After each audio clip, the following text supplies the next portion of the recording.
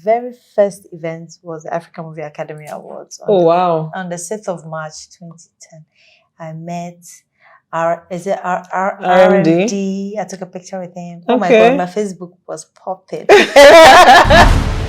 Hey guys, welcome to How They Did It with TriciaBiz, a show that takes you behind the scenes of successful African entrepreneurs, changemakers, and creators, showing you the journeys that led to their success. This episode is sponsored by Traction Apps, the growth partner for your business. So I'm standing in the family compound of a just concluded Ewe traditional engagement ceremony from the Volta region in Ghana. Now this event was finally put together by one of the best in this market, Think Mahogany Events. And she'll be our guest on this episode, taking us behind the scenes to understand why she relocated from the UK to Ghana to start this fabulous event 12 years later, 1,000 events strong, how she did it. So I'm here with the lovely Miss Debra-Jane Nelson of Think Mahogany. Thank you for having us. Thank you so much for finding me worthy. Yay! Thank you. You know, before we sat here, we were at a traditional wedding, and I must say it was so beautiful. Like, I just seen the relationship between the Ghanaian traditional wedding and Nigerian wedding, because we dance in and then they haggle and then tell the groom and he's meant to give money and all those things and all the colors, and it's so rich. Well done. Thank you. I especially loved today's because they are actually from my part of Ghana. I'm from the Volta region. Okay. So I hardly actually do, as a Voltarian events. Usually for the Ashantis, the Gans, the Kwewus and stuff. So I felt very... This is our thing. Our thing, yes. And the drumming, the dancing. It was I really enjoyed it. It was beautiful. Well done. So let's take it all the way back to growing up. You know, what was growing up like for you? Because I read that you hopped a lot. For me, it was, I think it's made me who I am, to be honest. Okay. I feel like I can gel, if I can use that word gel, wherever I find myself. I adapt easily because of growing up. My father, actually, so if I tell you how my father even got to Africa, my father is Scottish and he traveled to Africa on a motorbike. What? Yeah. He rode a motorbike across the desert. Wow. Yes. Against his parents' will, of course. And interestingly, my brother, the one after me, he became a biker. And my parents didn't like it, but they couldn't say much because of my father's history. Experience, yeah. And then I also did biking lessons. I did it in the UK, but then the way the drivers are here, I just thought, you know what? I mean, preserve my life. Yes, exactly. But yeah, so it's an interesting start to my life. So my father came across. And he was working at University of Ghana as a lecturer teaching accounting. Okay. And he did his MBA at Cranfield University. My father is Scottish, by the way. So he was eating in a chop bar where my mom worked. And, you know, they say the way to a man's heart is through his stomach. But my mom would deny with every bit of her, oh no, I didn't like him. He was the one that was chasing me. But you know, interestingly, on Monday, I was having a conversation with my parents and my father said something.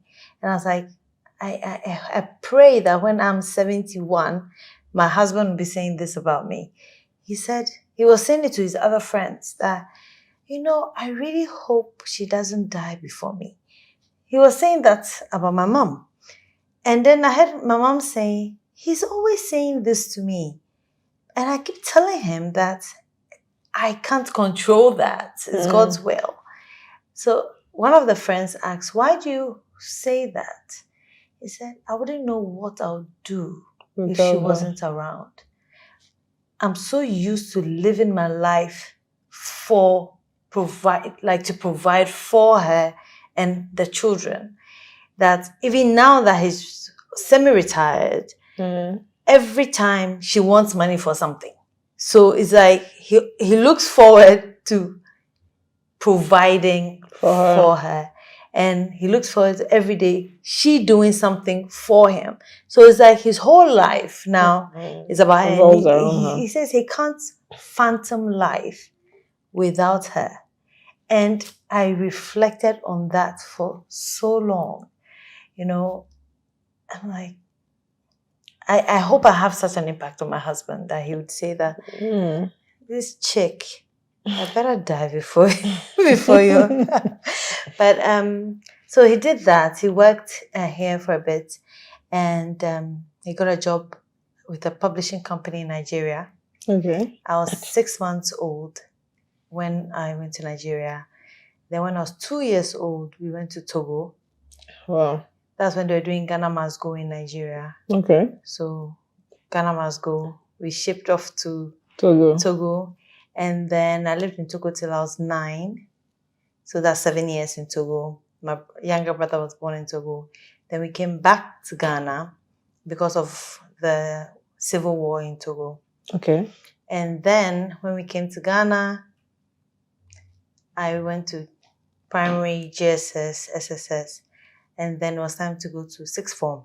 So I went back to the UK to do sixth form, my first degree, my MBA. I worked and I came back. Interesting. Yes, so that's how. That's a tour around the world. Yes. Yes, but we traveled quite a bit. My father worked as an auditor in African Francophone countries. Okay.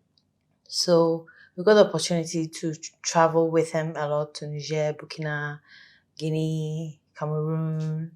So I've been to quite a lot of African countries. Yeah.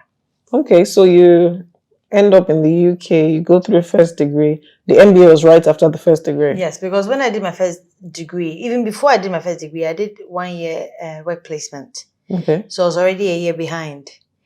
And I did that with IBM because I wasn't sure. I actually wanted to do music business management with Westminster University.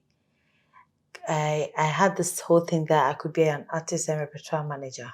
I love music. So that's what I wanted to do.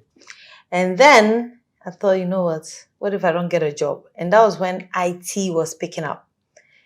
I mean, I finished university in 2005, so that was quite a while back. I thought, okay, let me try a year working with IBM. Okay. So my first placement was with IBM. I worked with IBM and then I thought, let me do business IT.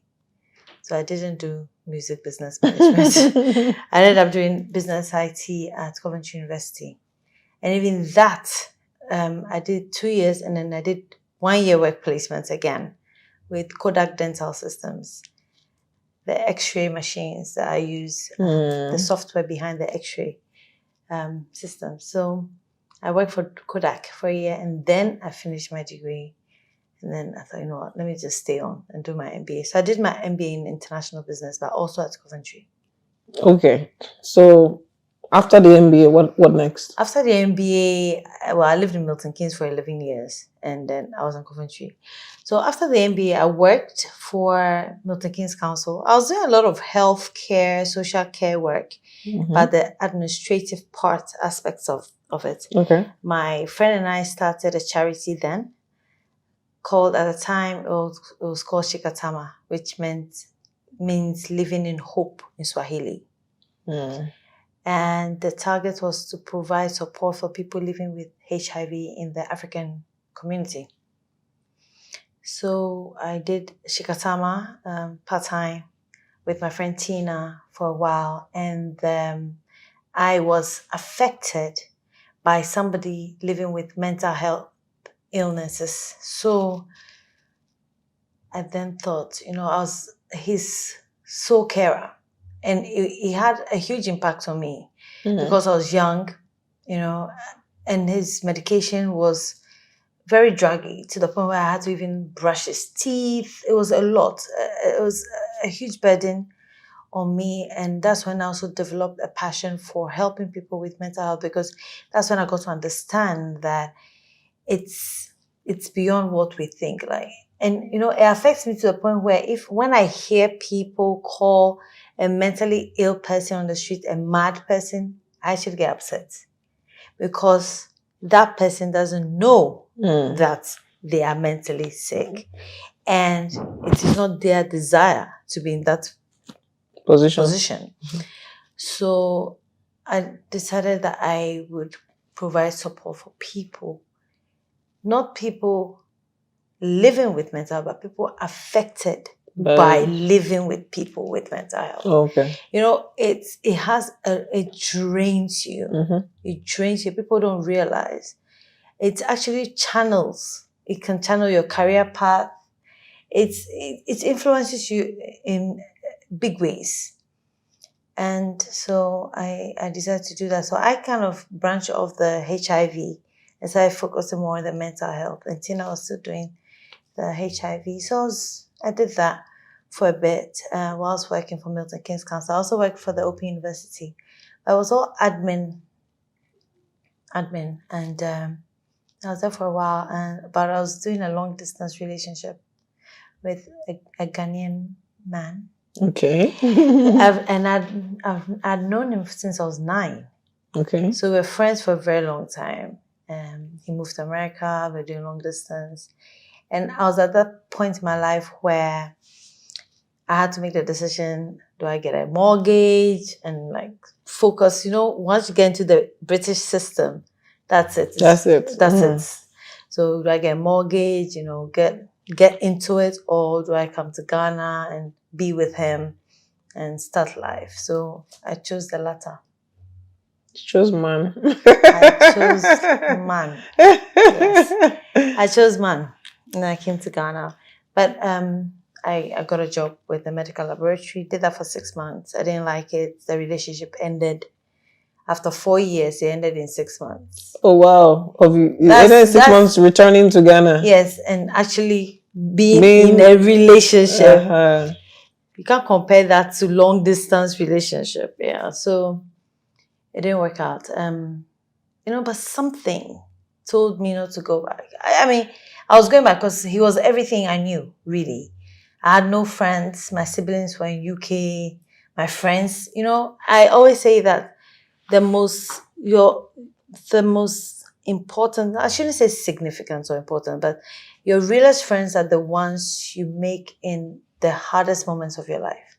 And that was my university years. And those ladies are still like my friends. Half of them are Nigerian.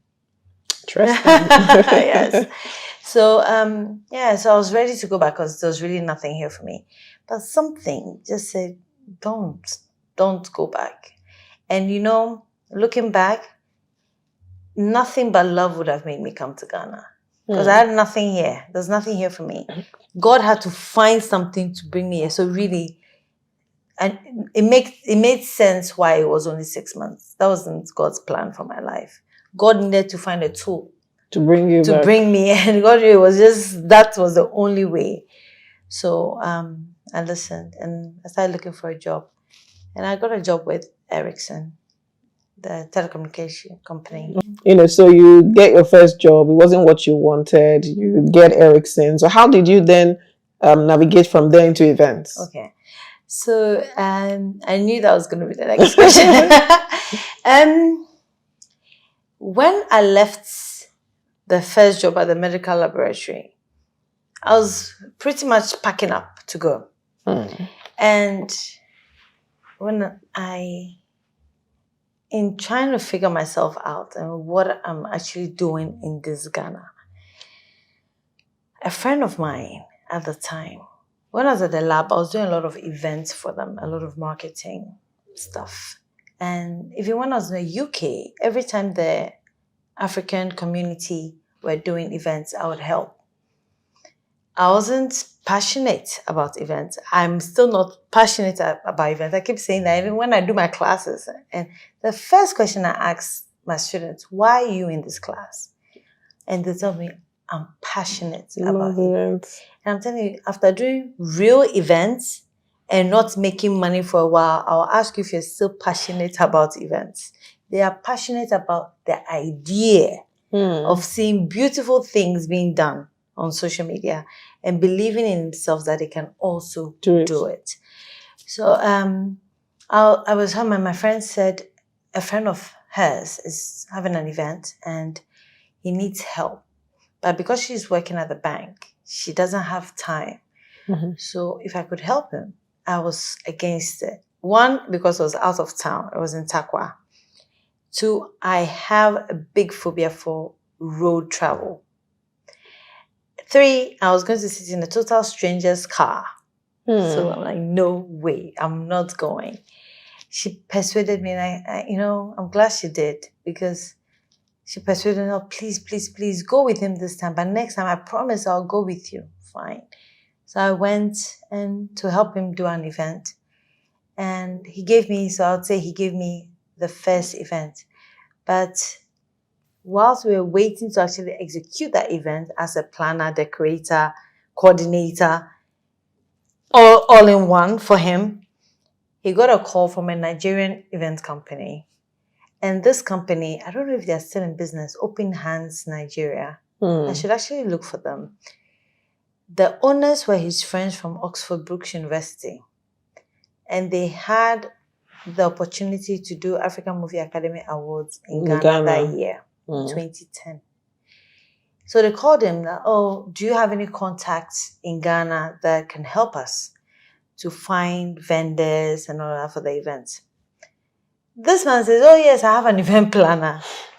She can help you. She's the one helping me with my event. So she will help you. He puts me in touch with these people and I help them. So my very first event was the African Movie Academy Awards. On the 6th of March, 2010. I met RMD. I took a picture with him. Oh my God, my Facebook was popping.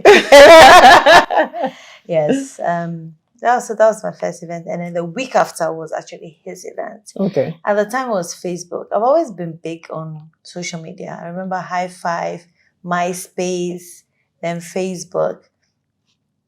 So I posted the pictures and people were intrigued. Is that what you do now? Is this what you do, my friends from abroad? Is that what you do in Ghana? People were talking about it.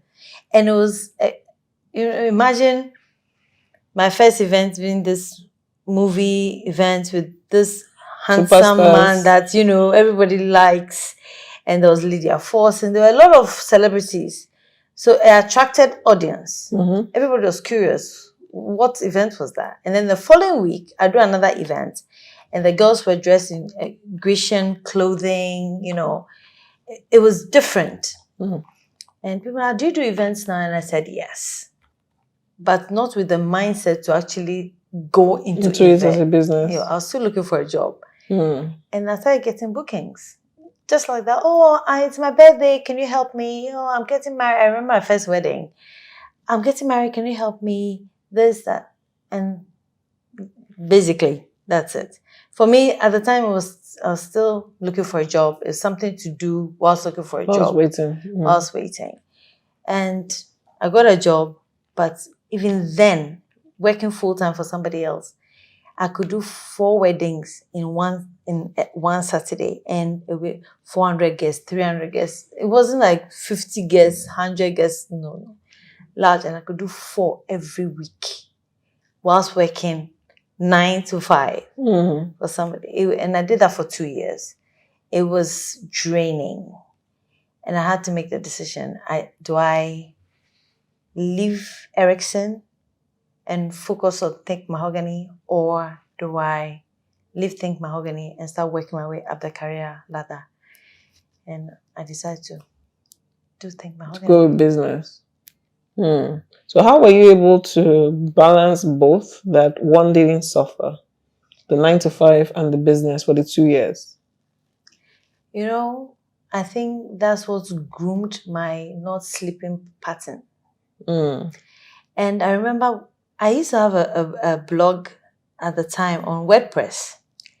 And I remember so well, I posted a blog post called Rotten Bananas. In fact, I should go back and read this blogs. It was difficult. Sometimes my colleague, let's say I would go to work on Monday, my colleagues would go home and come and meet me Tuesday morning, still at my desk. Oh, wow. Yeah, because I live far, and then what will happen is I'll do my 9 to 5. And then I'm like, oh, traffic. If I leave at 5, by the time I get home, it's about 8. I'm tired. And I have to wake up early and come back. I'm like, you know what? I might as well just chill, work. And then when I'm tired, I go. I get so consumed. Next thing is 1 a.m. I'm at the desk working on my events. It's 1 a.m. and now I'm too scared to drive home at that time of the night. I'm like, okay, then I'll just stick it through. And I'll just do it and then go at 5. So that's and up to now, I'm doing that. And I know it's very bad for my health. I know. Yes, it is. My friends are always saying, do you know this thing actually causes heart attacks? I'm like, God forbid. You know, Africa. God forbid, yes. But I remember one time the HR lady complained to my boss, Alan Triggs. He said, she didn't do it to my hearing. But I heard his response. She was like, sometimes I come to work at 10 instead of 8:30. And whenever my boss messaged me at midnight, at 1 a.m., because he's working, so he's thought about something, he doesn't want to forget, because I'm like that now. He will send me a message and I'll reply. 2 a.m., he will ask me something, hoping that I'll work on it the next day. By the time he comes to work at 7 a.m., it's done. So he's thinking, this girl. When the HR lady was like, you know, it's not nice that Deborah comes to work sometimes at 10 and there are other people in the office and he doesn't say anything. So it would look like favoritism. There was a glass partitioning. He said, but when Deborah is working throughout the night, they are sleeping. She makes up for it. He came from the culture of understanding that you don't need to do a 9 to 5 to deliver, as long as you're delivering. You're delivering. You know. But that man said something to me when he recruited me. He said, when you're in a role and after 2 years, you don't see yourself evolving, or you find that you keep doing the same things over and over again, or rather going backwards, then you're in the wrong role. You're not maximizing your potential. So I also had that at the back of my mind. So after 2 years, I evaluated and I'm like, this role I'm in, are they using me for the best of my ability, or am I just filling a seat? And when I thought about it, I'm like, I could be better. And to be better is either I apply for other roles in the same company and work up the ladder, or I leave. Just leave. And do something else.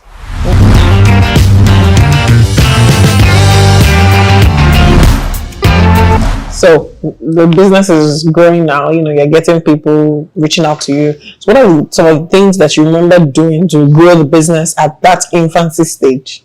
You know, at that time, I didn't have to do much. The market was there. Okay. And the market was there, but the people that were in the market at the time were not exhibiting it to attract the younger folks. And I even say that now in my classes, that I'm 40 now. I don't have a lot of people my age getting married. Those who are getting married, maybe second marriage, and so they're keeping it very small and things like that. When I started doing events in Ghana, it was the era where a lot of people my age was getting married. All these people are on social media, and every week I'm putting this is in their faces. Okay. And they are more comfortable using somebody like me because they feel like I'll get it. You relate. You know, I relate. And I'm doing to them the trendier thing because that's what I'm showing to them. Whereas a lot of people were being forced by their parents because their parents are paying. So you have to use anti this, you have to use anti that. And it's like, no, but this woman is not. Because they could prove the work I'm doing by social media. The parents started buying into it. So a lot of my business was repeat customers. And I also say to my class that every time you have an event, as an event planner, you are advertising at that event to your guests, to your other vendors, because vendors will recommend you, or if they have a bad experience, they will tell the client not to use you. And the client, if the client trusts them, they would go for They'll that. go with their recommendation. Exactly. So I would get people from events booking me because they saw me there. And then when they came online, it's this lady. I saw her. So a lot of my clients were people that were guests at events that I'd worked at, bridesmaids. And now they are trying to get married. They like the experience I gave them. So it's always the same circle, really. But like I said, at the time, a lot of people in that circle were getting married. So today is this lady. In a few months, is her maid of honor. In a few months, is that maid of honor's maid of honor. So, and then the groomsmen. So, that's why I was always so busy at the time. This is me interrupting your watch time to tell you to like this video, share it, and also subscribe to my channel. You're still watching How They Did It with TriciaBiz. And also, I realized then that when I went to an event, and maybe I was just meant to do the decor, when I finish and I'm sat there with my team, one auntie that maybe was meant to be the coordinator or to make sure everything is going well will come. Why is the cake lady not here? Or why is the DJ not here? And I'm looking at her like, it's not my job. It's not my job. I was here to do decor.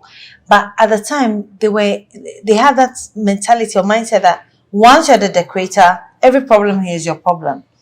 So that's when I picked them. I was like, you know what? Ghanaians need event coordinators in addition to decorators. So if I'm able to do that, I should add it as an add-on and sell that as a service on its own. People were not paying for event coordinators. They will pay for a decorator and expect the decorator to coordinate. And what was working for me is then I was having a lot of young people say, Mom, I know you want us to use maybe Auntie this because she's your childhood friend who now has an event company. But this lady, she's a very good coordinator. We don't have to worry. So because they want to be on social media, Auntie, whatever, I will not post them on social media.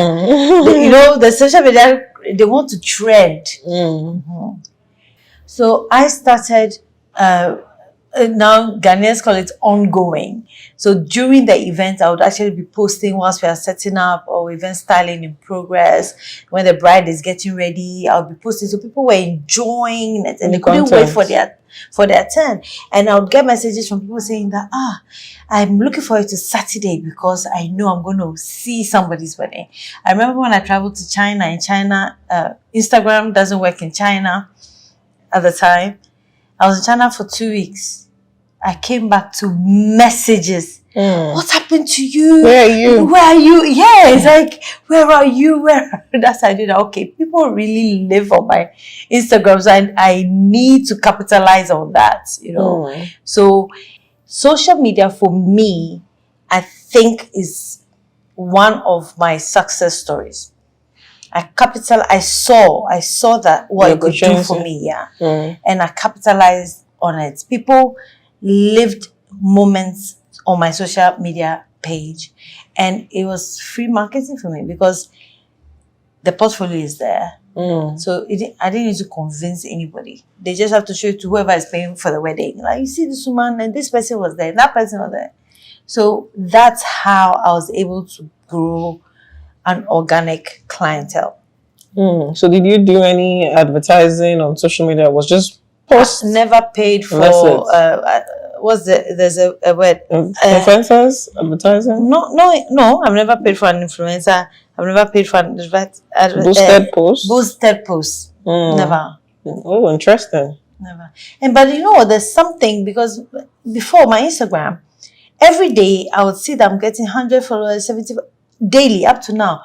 But my numbers are not changing. So I don't even know what there's been some algorithm issues. Because you can't have 109,000 followers and only 10 people will like your post. And And I've had people tell me that I'm not seeing your post anymore. Yeah, the new algorithm is wonky. Yeah. I don't know. Okay, so you started with decorating, then you added coordinations. What other services have you added on as the business grew? Okay, so then when I masterminded this thing, I was like, you know what? I'm going to do decoration. And then the person who has a decorator but still wants me there, I'm going to give them coordinating. Now, there are some people who are just clueless than planning. So my coordination doesn't come automatic with planning. Okay. So, because there are some brides who say, you know what, I've planned everything. But I just need somebody to make sure everything goes well on that day. So that's a coordination service. Then I have those who need help from the beginning, then the planning, and then I have decor. So if you don't want me for something, you might want me for something. That's what made me split my services into 3. And then soon I started getting phone calls. I already have a coordinator, I have a planner, I have a decorator, but I really want you to be there because I want to be on social media. Okay. Influencer. So people were willing to pay for me to be at their event, to post their event. And I was like, okay, this is sensitive because another decorator would feel threatened because that's their work that I'm going to end up posting on my page. People don't read captions, so I can write in bold, decor by this. But still, some people will still miss just see it on your page and be like, oh, she did it. Exactly. So I added another service, but after a while I said I couldn't do it anymore. You see what Bella Niger does now, weddings on points and stuff. So I would go to the event, you pay me like a coordinator just for me to post your event on my page because I had a large following and people just wanted to be on my page. And I especially did it for people within the event industry. So for instance, if you were, you did wedding gowns and you were getting married, it would make sense that you trend. Because when people say, who is this bride? Who is this bride? Oh, she does wedding gowns. Oh, let's check out her work. So it was getting, I was making enemies. I thought, you know what, it's not that deep.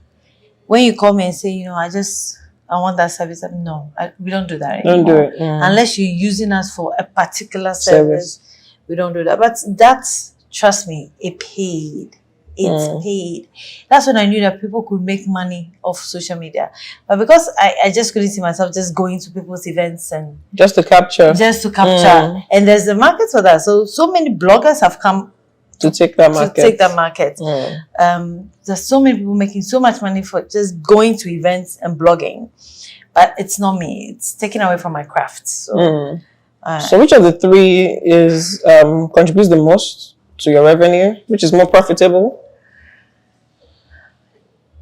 You make more money in decor, of course. Okay. Because it's a larger invoice. But it's more work. It's a lot of hard work and a lot of vendor payments. Coordination, Ghanaians don't like to pay a lot for coordination, but when they actually see the value that you're bringing, fine. Coordination, if I did more coordination frequently, honestly, at some point I would have given up on decor.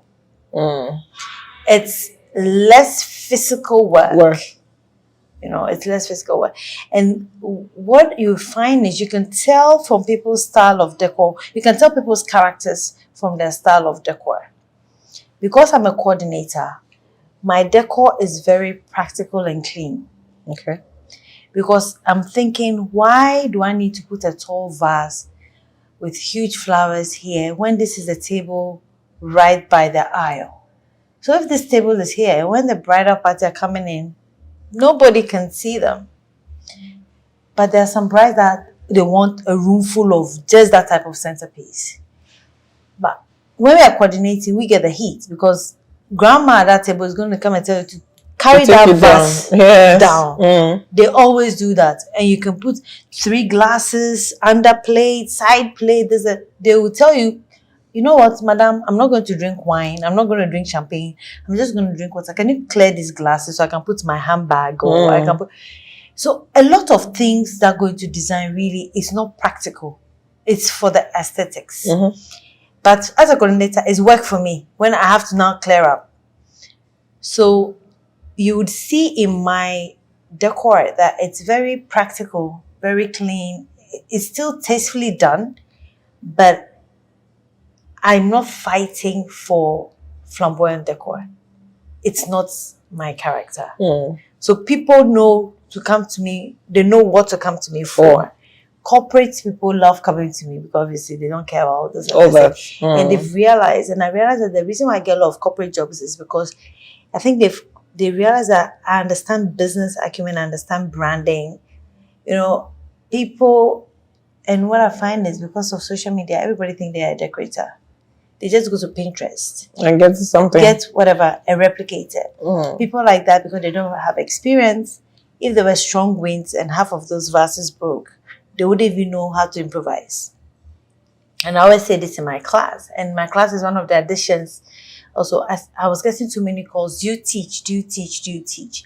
At first, I said no because I felt like I'm self-taught.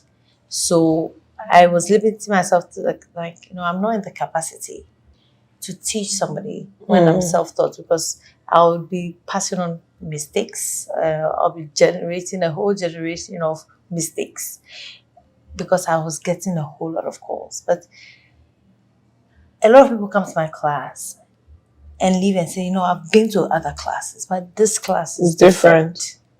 This class is different. So I do a lot of teaching as well. Okay, so that is decor, coordination, planning, and teaching. Fantastic. So now it's been 12 years, right? Been in this industry, you've pioneered some services. How many events have you produced so far, and how do you manage copycatism? There's a word like Copycatism. 12 years.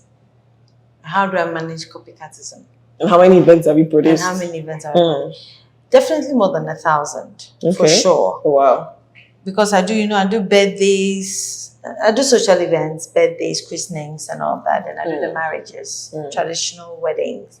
I do funerals as well, corporate events, festivals. I actually have my own festival that I do called the Jollof Rave. Okay. And I do that every year, the Jollof Rave. And this year, the theme is World Cup.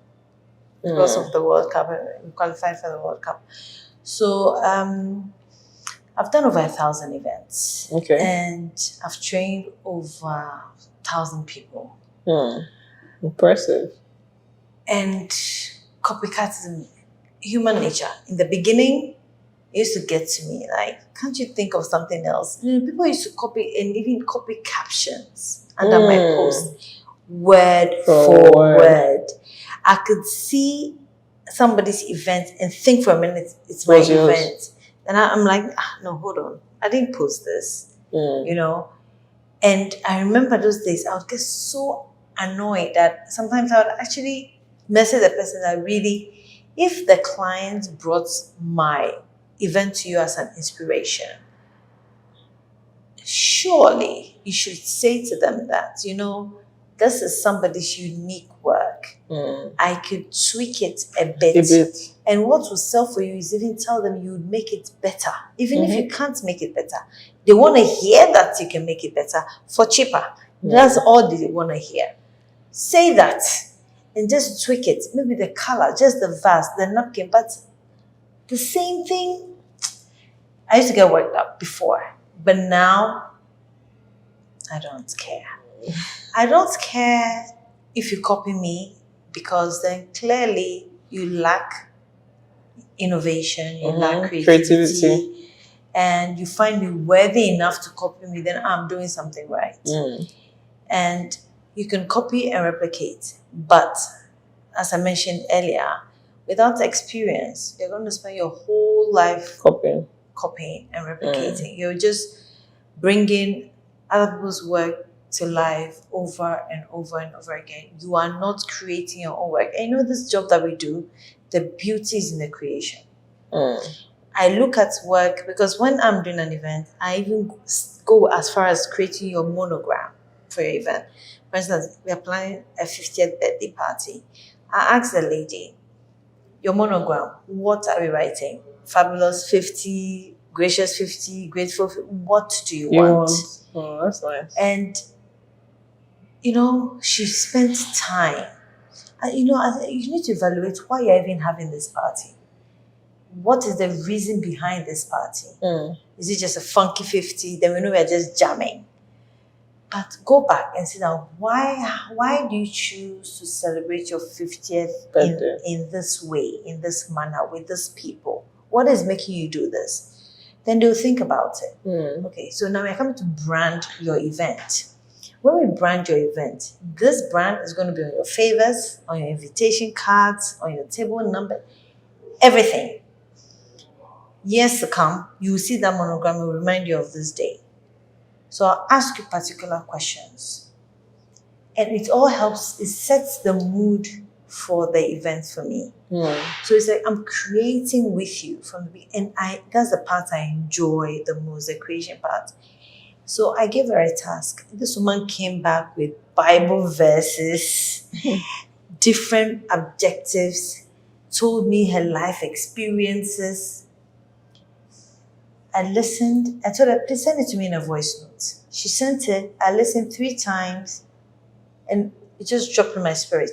And I gave her a reply of a summary. And she said, I've taken the words right out of her mouth.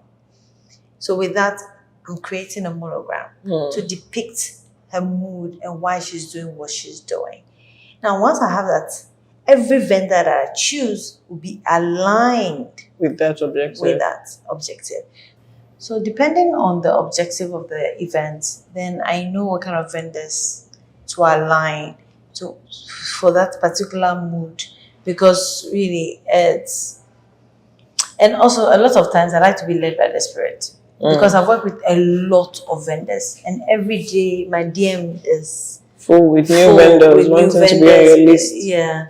And I need to feel comfortable. And you know, I have that thing. When I see somebody, if I'm going to get along with that person, I know from beginning. If I'm not, I know from the beginning. So, 2 things. One is, how do you get inspiration for your creativity? Because I see all your events are different. And how are you able to manage these vendors and partners to align with the standard of excellence that you have put out for your brand? You know, okay, so let me answer this question. How do I get creative? Really, I'm moved by how I vibe with the person. Okay. You know, excite me, and I'll be excited to deliver. Give me a hard time. When you give me a hard time, it's 2 things. I want to prove something to you, so you're challenging me to prove something to you, and I'll stay up all night coming up with things for you. Or I'm like, you know what, you don't appreciate me. It's human nature. I mean, I'm as real as you get. I'll tell you. I can walk away from my job when I feel like I'm not appreciated or what I'm bringing to the table, you feel like you could get better at. Elsewhere. I'll rather let you go elsewhere and get that better. Because I would never be satisfied deep down knowing that I work for you, but I'm not really sure if you like what I did for you. I'm not in business for that. I'm in business for excellence. I'm in business to deliver. I'm in business because I want the person to be very happy. And I feed off that energy. So if I have the energy, I want to do something new every time. I want to impress you.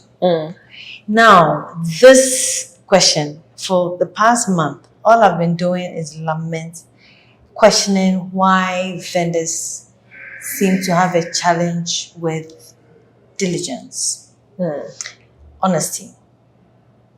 They know they can't meet the deadline, but they will promise you that exact deadline. For them, it's not a big deal. For me, it's a big deal. You've not been truthful. You know, I fired one of my staff recently because he told a lie over a receipt, and I said, you know, I love you, kid, but I'm letting you go because you told a lie in such a trivial instance. Yeah, sure. How do I trust you with bigger For bigger issues? things.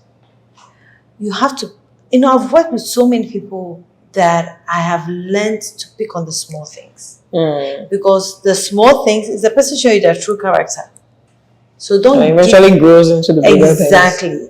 And I'm too tired half of the time to want to go through that roller coaster with anybody. So with the vendors, and a lot of my vendors know how I am. They know I like things done in a particular way. They know I'm big on detailing. They know I'm big on professionalism. Even to the way you even speak at an event, the way you interact with others, it's all a big deal for me. So I'll try you out, but if you're not aligned with my values, with my vision, it won't happen again. But if you can deliver, honesty for me is a big deal. Honesty. I am against marking up. Everybody knows this is $100. What business do you have marking up $300? Clients have access to all this information now so easily. They will call your vendor. Yes. They'll be on social media asking questions. So you're not doing yourself any favors. You might get the business now, but they're not going to call you tomorrow. And for me, I'd rather you call me tomorrow. So. Okay. So just ensuring that they align with the standard, or we don't do business. That's it. Great. So I know I'm interrupting your watch time, but this is so important. I wouldn't interrupt it if it wasn't important. Now, this is a message for business owners in Nigeria, courtesy our sponsors for this episode, Traction Apps. Now, they want me to let you know that you should not be POS less. If that's a thing. So if you have a business and you need POS for the business, Traction Apps is your best friend. They've got you. So they have 3 types of POSs, but in this video I'll be talking about 2, the ones that I'm holding. So we have this one. This is Traction 1, right? It basically runs like an Android phone. So when it is on, you see that the Traction app is installed on the POS, so you can basically manage your stock, your inventory on it, and still use it to receive money. Now, this POS is going for 100,000 naira, but they have a lease to own solution, which is you get to just pay 500 naira every day until you complete your payment. Okay, so this is one. It is a POS and it doubles as a phone, a device as well, an Android device where you can operate the app on it and just see everything happening on your account. Now we have the regular POS. We'll call this Traction Pro. Okay, so it's a regular POS like you know it. You slot in your card here. So I'm just going to turn it on. And you can do all the whole purchase and whatnot and issue receipts. Now, this POS is going for 50,000 naira. But again, you can lease to own, which means that you can start paying 150 naira every day until you complete your payments. So if you've been struggling to get POS for your business, just go to the link in the description and apply for one. You'll get it within 48 hours. It is that fast. Remember, I always say Traction Apps, they're every business owner's friend. They're your partner because they have so many solutions to help you win and to help you grow as a business. So let's get back to the video of today. Enjoy. what mistakes have you made that you'd like people coming after you to avoid? Some of the mistakes, trusting. I think I was too trusting with some of my team members, and it has pros and cons. You overtrust, and these are the same people who loyalties, I don't know. It's a scarce commodity. Yes. The same person that you probably trusted so much that you wanted to even groom as maybe a deputy or to even take over. Next thing, you see them running their own business. Even though you have a contract that says you can't do that, they will do it anyway. Almost daring you that if you like, take me out. And you know me, I can't be petty and decide to take you out, even if it will cost me an arm and a leg to prove a point. But I believe that you would never be Think Mahogany. And anybody who wants to use Think Mahogany will use Think Mahogany. They won't come chasing you. That is the only reason that I let it go. But if I want to be petty, I can drag it through the mud if I want to. So the mistakes is sometimes we're a bit too, we lose guard. We are a bit too trusting. And I've been trying to tell you, you know what, it's a business we're running, but we are not in the culture. I've found that we are not in that culture, in that space where people don't have that mindset to help your business grow. People are using every employment opportunity as a stepping stone to the next stage in their life. Only a few people would work with you to actually help you to grow. Working in the Western world, we worked with company goals. We worked with the company's vision. We came to work every day knowing that this company has a vision, and me being here is to contribute to that vision. People don't have that mindset here. They do an event with you and they think, hey, madam, she's making so much money. And abroad, we never work with that. You got your salary, you got your benefits, you go home on Friday, you come on Monday and talk about how wonderful your weekend was.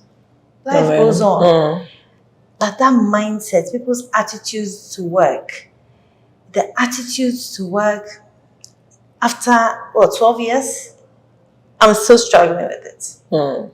I am so, I guess maybe that's why my staff turnaround is so quick. I'm still struggling with that. What processes or structure do you have in place to ensure that your team are aligning to the company's vision and you're able to checkmate excesses, theft, duplication, etc.? Okay. So before I used to think that I need to train everybody to be all round.